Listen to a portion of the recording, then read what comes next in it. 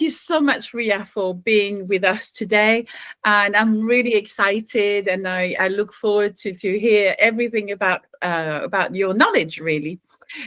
So to start with, could you please introduce yourself and just talk a little bit about you as a person, and then I'll ask more questions. I'd love to know. Thank you so much, Ria. Thank you so much for having me, Corinne. This is really lovely, and I'm slightly nervous, but I'll do my best, and we'll see where it goes. I'm Ria, and I am currently a PhD student at the University of Cambridge. I've been a teacher for many years in different capacities, and I'll take you through that shortly. But I've moved to the UK about 2.5 years ago, and so now I live here. I'm doing my PhD here, but I've also I'm originally from India, but I've also lived in a lot of different countries. I grew up in Saudi Arabia, and then moved back to India, and then yes, I know that you were in Saudi Arabia for a bit. I remember. Yes. Yeah. So we have that connection, and then moved back to India, and then also lived in Japan for a bit. So I've lived in quite a few places. I really consider myself a global citizen in that sense. That's just, I think, hopefully that will suffice as an introduction. This is amazing. Oh, I'm going to ask you lots of spontaneous questions. Yes, absolutely. This is really great. Okay, thank you so much, Ria. Okay, so could you please tell us a little about your academic journey so far? So what led you to do the PhD? Why, can you tell us a little bit more about that? Yeah, I mean, I struggle with this question because it's non-linear in my case. It's not been A to B to C, but again, I'll do my best. So my bachelor's was in mass media, and I actually graduated with a degree in journalism, and I worked with an international, a national leading daily at that point in India. And then I covered the really heartbreaking terrorist strikes in Mumbai in 2008. And then I decided that journalism was not for me. I then changed tracks, and then I won a scholarship to study human resources in the UK. So I moved here, and then graduated, worked in human resources, and then realized that too was not for me. And then a professor of mine, someone very dear to me, asked me to try my hand at teaching undergraduates in Mumbai. So in the same mass media course that I had done. So I said yes. I said, what an exciting opportunity. I had no background in teaching, except my mom has been a teacher for almost 30 years. That was the only background I had, kind of like through osmosis, really. But I said yes, and I went to teach, and it just changed my life. I never looked back. And although I took a break in between to pursue photography for a little while, I never really stopped teaching. I worked part-time in colleges. I facilitated workshops. I worked as an outdoor educator and a camp counselor for a while. And then I went back after that, a couple of, I think maybe 10 years, I went back to requalify in education. So then I did a TESOL degree in international language education at Soka University in Japan. And they offered international students really a generous scholarship. So I decided to do that. And then I graduated from there. I taught there for 1.5 years. And then because I had such an amazing group of professors and a really great support system, they encouraged me to apply for a PhD. So I applied for a PhD and moved to the UK. And very briefly, that's been my sort of academic trajectory. Wow, this is really incredible. And just could you please tell me a little bit when you said you were teaching in Japan, right? You were teaching in Japan. What age group are you talking about? What's the age group? It was undergraduate students. So okay, and what subject in particular? So the subject was teaching. I mean, my master's was in teaching English to speakers of other languages, so I taught English. And at CEFA level, I taught sort of upper A, B level students. So that's the kind of level that I taught And it was a really wonderful experience, I have to say. Yeah, it must have been really incredible. And when you say that, in fact, going into teaching completely changed your life. You had like almost like, it sounds like you had a revelation, right? So could you tell me a little bit what you mean by that? Because some teachers, it's not what happened. I'm the same. I'm just a passionate teacher. I love children. Right. And so I just want to know from your perspective, what happened exactly? I mean, I think it's hard to put a finger on it, but what it did was it like, I kind of felt that I was also a learner, and I could be a learner for the rest of my life. Like, it kind of made me quite excited about coming to work each day and feeling like, okay, I have something to learn. I have something to give, but I also have something to, really learn from my students as well. And, when you're teaching, as I'm sure you know, every day is different. So no 2 days are the same. You walk in, like something completely unexpected happens, or someone says something that really maybe sets you off, or maybe even just inspires you, and you think, what is the answer to that question? I don't know. But it's so exciting because there's so much scope for growth, and there's so much scope for reflection. And I feel like it's a really healthy mix of, kind of this really fast-paced thing, but also slow, kind of inward looking, the time that you need to take to be a better teacher. So I really enjoyed that process. And I was quite young, actually. I was 24 when I took my first class. So my students were actually about 3 years, maybe 3 or 4 years younger than I was. So the rapport was amazing because we had this, we were able to kind of really connect, and they taught me so much. And I always tell that, especially that first batch of 3 years, they made me a teacher.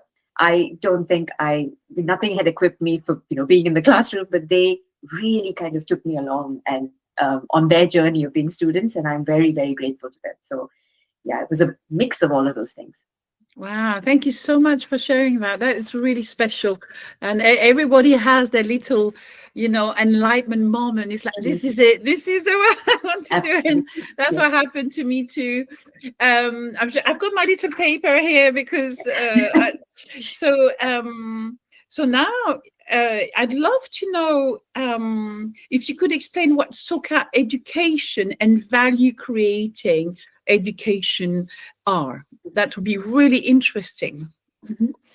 So I think before I explain it, I need to give you a bit of context, because especially about the term Soka, because it's not something that everyone comes across. And so the word Soka comes from a term coined by a Japanese elementary school teacher called Jose Toda in 1929. And it refers to sozo in Japanese, so creation, and kachi, which is value. So Soka, from the two of those words. And Jose Toda's mentor was a school principal and educator also called Sunesaburo Makiguchi, who wrote a 4-volume work called the Soka Kyoikugaku Taikei. That's the system of value creating pedagogy. So Makiguchi and Toda were reformers, and they put forth this educational approach that centered the happiness of the learner in response to what was at the time a very authoritarian regime in Japan. And this society of fellow-minded practitioners that came together, that they created, they based their perspectives on the teachings of the Lotus Sutra by the 13th century Buddhist reformer Nichiren. So Toda and Makiguchi were men of conviction, so they really refused to give in to the tyranny of the authorities, and then they were imprisoned, and Makiguchi tragically later died in prison. But Toda went on to take on Makiguchi's ideas and take them forward, and then he became mentor to a young person called Daisaku Ikeda, who would then go on to become a philosopher and peace builder, and subsequently the founder of the Soka school system. Now, all this to say that really, in essence, the root of the value creating approach has a rich history of, of really trying to understand what the purpose of education is and what it means to receive and to give an education. So it's something that all of these men have contributed to in different ways. So when we talk about value creating approaches to education, they include the work of Makiguchi, Toda, and Ikeda.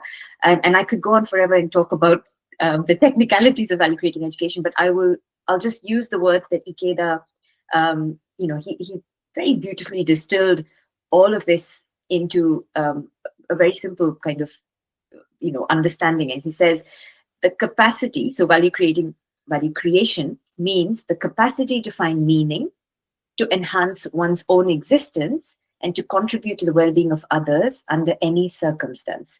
So that is the essence of a value-creating education. And here I'd really love to point listeners to this really wonderful article written by a pioneer in the field of Ikeda Soka studies, Dr. Jason Gula, who runs the DePaul Institute for Daisaku Ikeda Studies. And the title of the article is called Value Creation and Value Creating Education in the Work of Daisaku Ikeda, Yosei Toda, and Kunesaburo Makiguchi. And it explains beautifully the history, the scope, and the evolution of the term Soka education and value creating education. And it's a very lengthy kind of thing to go into. So, but the article kind of really breaks it down to explain how the term Soka actually kind of was coined was used in English literature in from the early 2000s, but Makiguchi and particularly Ikeda never actually uses the term Soka education. What they use is really what they're referring to is the idea of value creation. So yeah. Yes, and I did a little bit of research. Is talking also about humanism education. Mm-hmm. And so that's really interesting. Can you tell me a little bit, now that we are talking, just like this, the audience has an awareness of the time frame, like Makiguchi, what was the time frame that he came up with Soka education or humanism education? Right. So Makiguchi was active in the 1940s, and that's when this kind of, so even though a lot of the work of, or the ideals of value creating education are inspired by Buddhist philosophy, they began, it really began in the heart of a teacher. That's what I love about it. And I think that's important to recognize, because even though, there's the Buddhist aspect of value creating education, it really is, at the end of the day, how we can kind of transform our hearts to understand, like I said, the purpose of education and and how we can benefit other people. Makiguchi, so it was in the 1940s when we kind of, we see that movement beginning, extending all the way to the present day. And of course, we know that Daisaku Ikeda passed away in November of last year. And it's a really kind of, in 2023 November, I said last year because I still feel like I'm living in 2024, but yeah, it's gone so quickly. But, yeah, I know. Sometimes my students, when I say, okay, now can you write the date, and they write 2024. I'm like, yes, yeah, we're almost like 5 months in, but here I am. No, but it's this whole idea of what value creating approaches are have spanned across all of these decades, and then Ikeda kind of distilled, like I said, those ideas and then brought them forward as what he terms human education.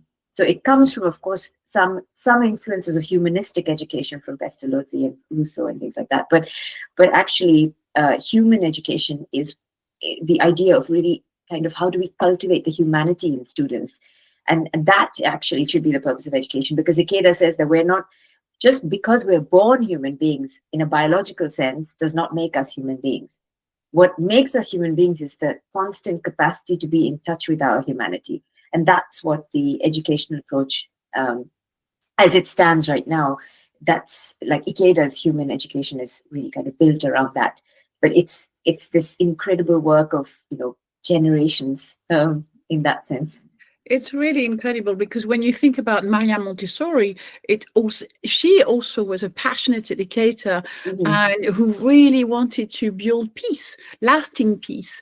And the core of her, the principles are very much based on children developing and following, respecting the child's natural development, if you like, the child natural way of developing based on his biological, taking everything into account.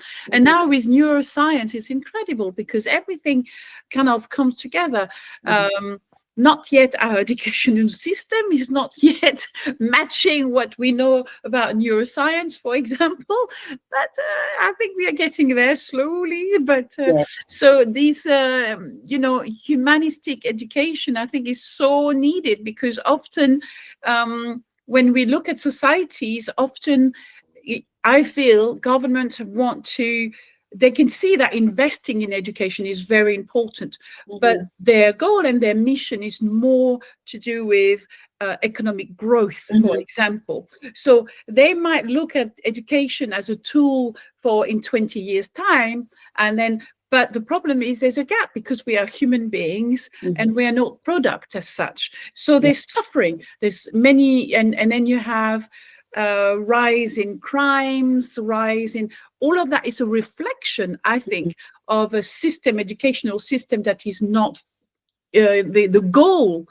the root of the educational system. Their goal and mission is there's something lacking, and that something is, like you say, humanism. And anyway, so I'd love. This is fascinating. I'm always very fascinating about this, and I've always been very passionate about